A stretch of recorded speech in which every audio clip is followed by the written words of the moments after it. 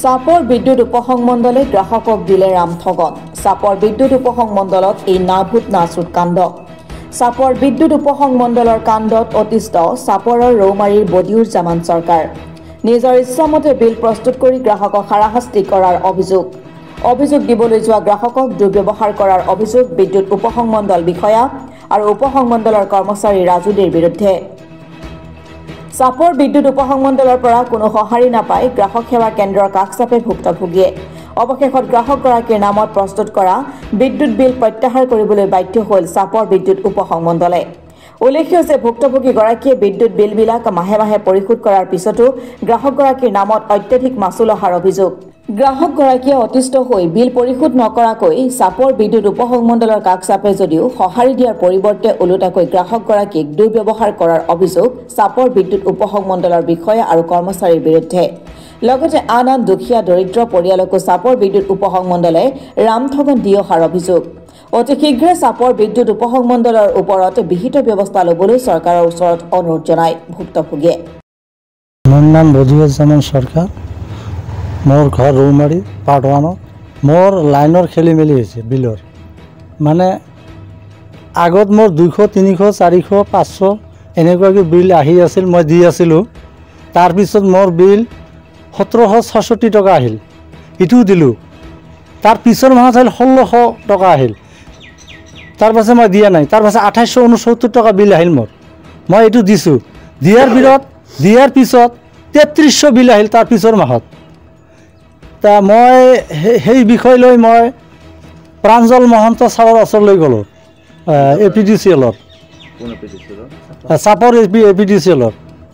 তাত গৈ মই ছাৰক ক'লোঁ যে ছাৰ, মোৰ এই বস্তুটো মানে লাইনৰ বিলটো এনেকুৱা খেলি মেলি হৈ আছে, মানে অলপ চাই দিয়ক। কয় ইয়াত নহ'ব, কয় তাত যাওক। নহয় ছাৰ, মই ৰিকুৱেষ্ট কৰিছোঁ। কয় ছাৰ দেখিব, মই কৈছোঁ নহয় তাত যোৱা, কম্পিউটাৰত যোৱা। মোক মানে ধমকি দি মানে পঠিয়াই দিলে এই প্ৰাঞ্জল মহন্ত ছাৰে। তাৰপিছত মই এই ৰাজুদেৰ কম্পিউটাৰত বহি থাকে তাৰ ওচৰত গ'লোঁ, তাক যাই গ'লোঁ।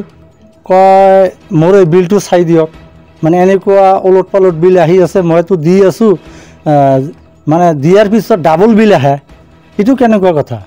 কয় নহয়, আপোনাৰ এইটো মিটাৰত আহিছে, গতিকে দিবই লাগিব। মোক এনেকুৱা ফৰ্চ কৰি আছে, মোক যা তা ব্যৱহাৰ কৰে সিহঁতে এনেকুৱা।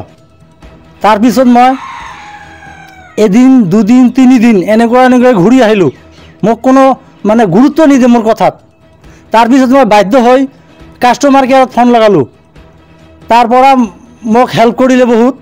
তাৰ পৰা মই ফোন কৰি মই ডিটেইলছ ঘটনাখিনি মই কৈ দিলোঁ যে এনেকুৱা ঘটনা, কনজিউমাৰ ID-টো কৈ দিলোঁ। তাৰপিছত কয় ঠিক আছে, আপুনি 2 দিনমান ৰ'ব, ইলেক্ট্ৰিচিটি বৰ্ডত এটা মেছেজ যাব চাপৰ, গৈ তাৰপিছত এইটো ঠিক কৰি দিব। তাৰপিছত অফিচৰ পৰা মানুহ পঠাই দিছে, এই দিবাংকৰ নামৰ এজন কৰ্মচাৰীক ইয়াত পঠাই দিছে। আহি সি বিলটো মোক দি ক'লে যে অফিচত যাব, ছাৰে মাতিছে তাত যাব। মই অফিচত গ'লোঁ, গৈ কম্পিউটাৰত এই ৰাজুদেৰ ওচৰতে গৈছিলোঁ। এই ৰাজুদে মানে সেইদিনাখন মানে কৰ্কশ মাত মোৰ ওপৰত, আৰু মই দেখিছোঁ বহুত মানুহৰ লগত বেয়া ব্যৱহাৰ কৰে। তাৰ এইটো মানে এই অভ্যাসটো মানে মই ভাল নাপাওঁ। গতিকে মই খঙতে মই উপায় নাই। তাৰপিছত এই যে আমাৰ JE ছাৰ এজন আছিল, সি মোক ক'লে, কয় আপুনি এটা কাম কৰক, এই হালৈ ছাৰ এজন আছে, সেই তাৰ ওচৰত যাওক। সেই কাগজখন লৈ মই তাৰ ওচৰত গ'লোঁ। সি তাৰ ওচৰত যোৱাৰ পিছত মোক ক'লে, ৰ'ব মই চাই দি আছোঁ। তাৰপিছত কয় বাহিৰত যাওক অলপমান, কয় মই এইটো ভালকৈ দেখুৱাই দি আছোঁ। তাৰপিছত বাহিৰত গ'লোঁ মই। তাৰপিছত অলপ পিছত সময়ত মোক মাতিলে, কয় আহক আপুনি। তাৰপিছত মই গ'লোঁ। তাৰপিছত গৈ কয় কি কয়, আপোনাৰ এই মাহত বিল নিদিব লাগিব পাৰে, আপুনি ঘৰত যোৱা, অসুবিধা নাই, মোবাইলত আপোনাৰ মেছেজ যাব। তাৰপিছত মই ঘৰত আহিলোঁ। পিছদিনাখন মোৰ মোবাইলত মেছেজ আহিল, বেলেঞ্চ 0 দেখুৱালে। মোৰ লাষ্ট বেলেঞ্চ আছিল 6835 টকা লাষ্ট বেলেঞ্চ। এইটো সেই ছাৰে মোক 0 বনাই দিলে। বিলটো পেমেণ্ট হৈছে মানে মই দিয়া নাই, বেলেঞ্চটো 0 বনাই দিলে, অট'মেটিকেলি 0 বনাই দিলে। চাপৰ এপিডিচিএল চাপৰ APDCL 0 বনাই দিলে। তা মোৰ এইটো সন্দেহ লাগিছে যে মোৰ ইমান টকা, মইতো আগত ডাবল পইচা দি আছিলোঁ, তো এতিয়া এইটো এই 6,835 টকাৰ যে 0 হৈ গ'ল, মই এই কাৰণটো মোক লাগে, কিয় 0 হ'ল? এনেকুৱাকৈ বহুত মানুহৰ পইচা এনেকুৱাকৈ লুটি আছিল। সেই গৰীব মানুহবিলাক তাত গৈ কান্দিছিল, মানে 30,000, 35,000, 25,000, 20,000কৈ টকা আহিছিল। সিহঁতৰ ঘৰত এটা ফেন, 2টা 3টা কি বাল্ব আছিল।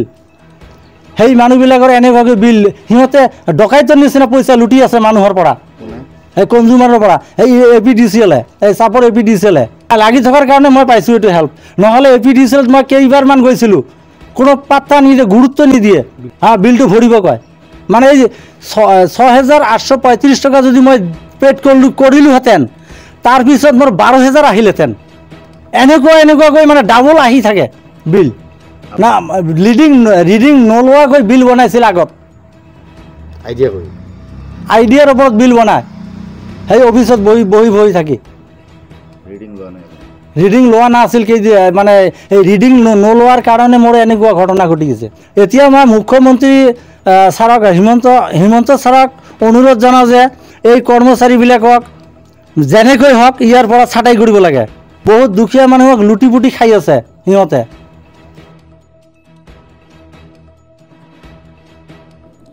Bureau report, Assam today.